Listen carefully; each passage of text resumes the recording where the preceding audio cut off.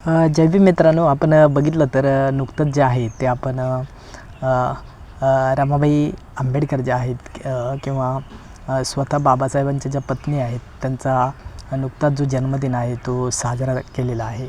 आपण बघितलं तर बाबासाहेबांच्या आयुष्यामध्ये रमाबाईंचं जे महत्त्व आहे, रमाईचं जे महत्त्व आहे ते अतिशय मौलिक आहे. त्यांनी दिलेली बाबासाहेबांना जी साथ आहे किंवा त्यांनी बाबासाहेबांना दिलेला जो आधार आहे किंवा त्यांनी दिलेली जी त्यांच्या जीवनामध्ये जी सोबत आहे ती किती अमूल्य आहे हे आपण प्रत्येक क्षणी अनुभवत आहोत.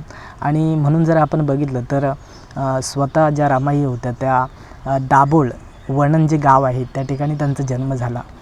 वडील भिक्खू आणि आई रुक्मिणी यांच्या दोघांच्या जीवनी हे रमाईंचा जन्म झाला आणि त्यांना रामी असं म्हणत असत. आपण जर बघितलं तर त्यांना 4 मुलं होते आणि त्यामध्ये रमाई ज्या आहेत रमा या दुसऱ्या होत्या. आणि आपण बघितलं तर रामजी बाबांचा जो विचार होता तो अगदी वादळासारखा होता.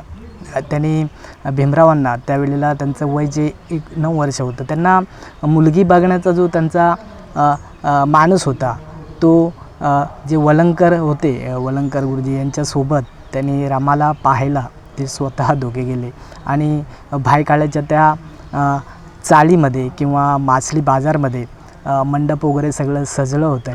त्या ठिकाणी स्वतः 1906 साली स्वतः बाबासाहेबांच्या आयुष्यामध्ये रमाई आलेल्या आहेत आणि त्या ठिकाणी दोघांचाही जो विवाह आहे तो पार पडलेला आहे. आणि रमाईंचं बाबासाहेबांच्या आयुष्यामध्ये येणं हे असं म्हटलं जातं की शांत सावलीचा प्रवेश बाबासाहेबांच्या जीवनामध्ये होणं आहे. आणि म्हणून रमाबाईंनी आंबेडकरांना दिलेली जी साथ आहे बाबासाहेबांना दिलेली साथ आहे ती अतिशय म्हणजे जीवनाच्या प्रत्येक क्षणी अमूल्य ठरलेले आहे. आणि आपण बघितलं तो काळ जो होता तो केवळ स्त्री चूल आणि मूल अशा प्रकारचा होता आणि त्यामध्ये शिक्षणाचे जे अधिकार होते ते नाकारले गेलेले होते. आणि अशा परिस्थितीमध्ये मी स्वतः तुला शिकवीन अशा प्रकारचा एक धाडस बाबासाहेबांनी मनी बाळगला होता.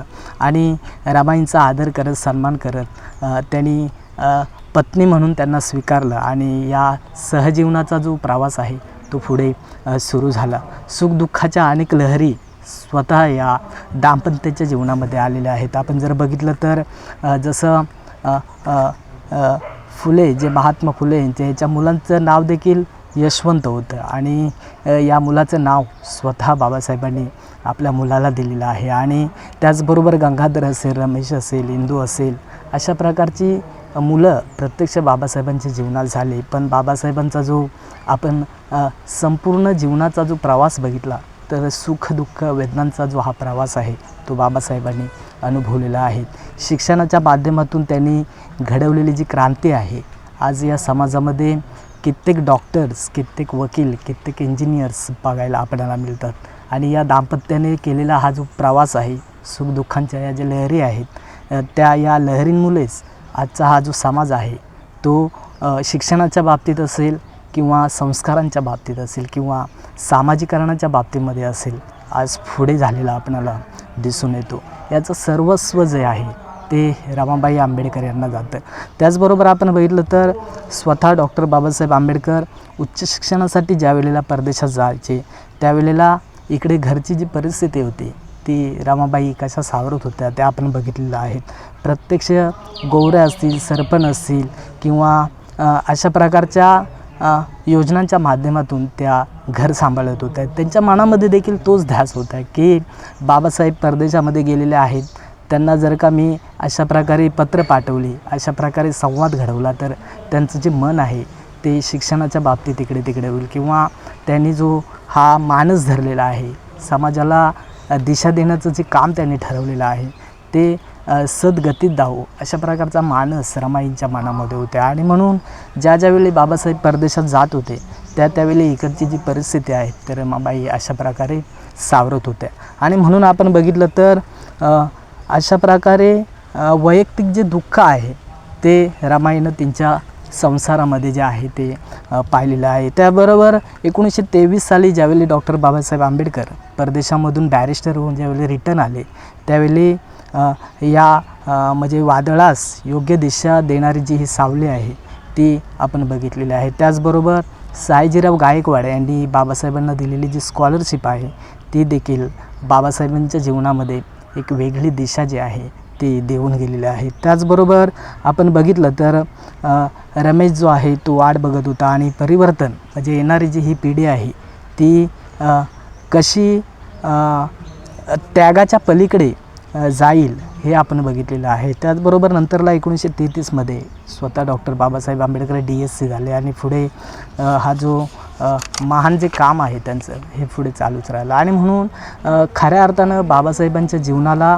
खऱ्या अर्थानं साथ देण्याचं काम स्वतः रमाईनं केलेलं आहे. या संपूर्ण संसारामध्ये आलेले जे चढ उतार आहेत ते स्वतः रमाईने जवळून पाहिलेले आहेत. आणि म्हणून बाबासाहेबांच्या शिक्षणाचं जे महत्त्व आहे ते आज अपार असं आहे. आणि म्हणून रमाईंचं जे हे सांसारिक जीवन आहे जे त्याने अनुभवलेला हा जवळचा बाबासाहेबांसोबतचा जो प्रवास आहे तो कित्येक जे कवी आहेत त्याने देखील लिहून ठेवलेला आहे. आपण जर बघितलं एका कवीने फार छान लिहिलं आहे की माझ्या भीमाच्या नावाचं कुंकू लाविलं रमानं. अशा प्रकारचं एक जे गीत आहे ते लोकांमध्ये अतिशय लोकप्रिय झालेलं आहे. त्याचबरोबर रमाबाईचा अजन्म झाला वाटा साखरपानं. त्याचबरोबर नांदणं होतं रमाचं नांदणं, भीमाच्या संसारे कसं टिपूर चांदणं. त्याचबरोबर आपण बघितलं तर एका कवीनं असं लिहिलं आहे की 9 कोटी लेकरांची माई पाहिली, रमा दुधावरची साय पाहिली. त्याचबरोबर फाटक्या लुगड्यामध्ये नांदली रमाई, तेव्हा शालूत नटल्या या नवऱ्या. आज आपण बघितलं तर समाजामध्ये वेगवेगळ्या प्रकारच्या किमती साड्या आहेत किंवा वेगवेगळ्या प्रकारचे किमती जे वस्त्र आहेत ते आज महिला पहिनताना आपल्याला दिसतात. आणि म्हणून या कवीनं असं म्हटलं आहे की रमाई ज्या आहेत त्या फाटक्या लुगड्यामध्ये नांदल्या, पण आजच्या ज्या या नवऱ्या आहेत त्या कशा शालूमध्ये नटतात असं एक वर्णन या ठिकाणी केलेलं आहे. त्याचबरोबर जरी त्या संसारात होती, म्हणजे जरी त्या संसारात होती, रमाची भीमाला तरी साथ होती. भीमराव होते दिव्याच्या समान, आणि त्या दिव्याची रमा वात होते. अतिशय सुंदर अशी लेखणी किंवा अतिशय सुंदर असे विचार रमाईंच्या माध्यमातून आजच्या या समाजाला, या तरुणांना, या तरुणींना मिळालेली जी नवसंजीवनी आहे ती खऱ्या अर्थानं रमाईंनी बाबासाहेबांना दिलेली जी साथ आहे त्यामुळेच आहे. आणि म्हणून अशा प्रकारचे शब्द काही कवींच्या मनामधून ज्या वेळेला उमटतात ते अशा प्रकारे ज्या वेळेला एखाद्या पानावरती उतरतात त्या विचारांमध्ये असलेल्या शब्दांमध्ये असलेली जी ताकद आहे ती आपल्याला अनुभवायला मिळतं. त्याचबरोबर आमचे मित्र अमोलजी कदम यांनी सुंदर लिहिलं आहे की तुझ्यासारखे फक्त तूच आहेस, दुसरी कोणीच नाही, म्हणूनच तुझ्या नावापुढे शब्द जोडतो आम्ही आई. गौरा शंकराची ताई, रमापासून रामू ते रमाई, पदरात सामावली रामजीची पुण्याई. तुझ्या जीवनी सोसलीस जीवनाची कळ आई, साहेबांच्या हाती तुझ्यामुळेच हत्तीचं बळ आहे.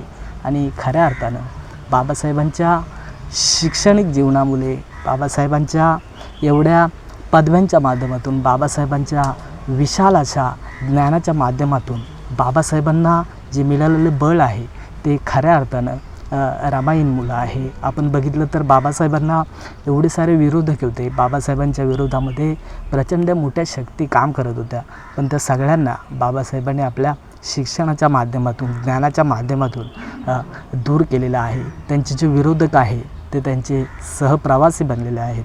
आणि म्हणून खऱ्या अर्थानं या भारताला संविधानाच्या माध्यमातून, कॉन्स्टिट्यूशनच्या माध्यमातून, राज्यघटनेच्या माध्यमातून सजवण्याचं काम खऱ्या अर्थानं बाबासाहेबांनी केलेलं आहे. आणि म्हणून हे सर्व शक्य झालं आहे ते रमाई तुमच्यामुळेच. आणि म्हणून रमाईंच्या या वाढदिवसानिमित्त किंवा त्यांच्या या जन्मदिनी तुम्हा सर्वांना खूप साऱ्या शुभेच्छा देतो.